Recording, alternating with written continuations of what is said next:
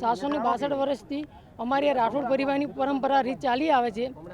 762માં વર્ષે આ સાલ બખ્તર ધારણ કરવાનો મોકો મને મળેલ છે।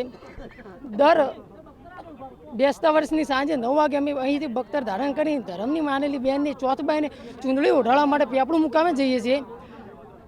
સવારે ચૂંદડી ઓઢાડીને સવારે મુડીરા પરત ફરીએ છીએ। ત્યાં અશ્વદોળ યોજાય છે।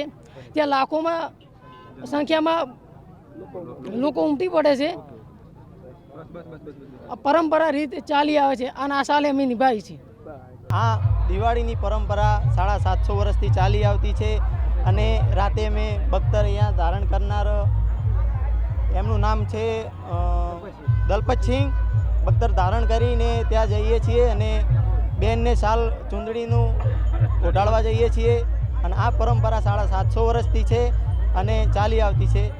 અને આ રેસમાં ઘોડા ભાગ લે છે 200 થી 300 અને 100 પણ ઊંટ હોય છે।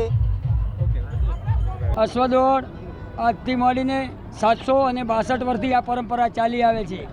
અમારી બેનને ચૂંદડી લઈને અમે પેપળો મુકામે જઈએ છીએ અને નકલંગ ભગવાન અમારે બેન બનાવેલા છે પેપળોની અંદર, તો એમની અમે આજે ચૂંદડી લઈને રાતે જ અને સવારમાં મુકામે બખ્તર ધારણ કરી વહેલા મુડેઠા આવી અને મુડેઠા આવીને અશ્વદોડ કરાવીએ છીએ। ઊંટ હોય છે 700-500 ઊંટ અને ઘોડા હોય છે, પણ એ નકલંગ ભગવાનનો હાજરા હાજર હોય છે।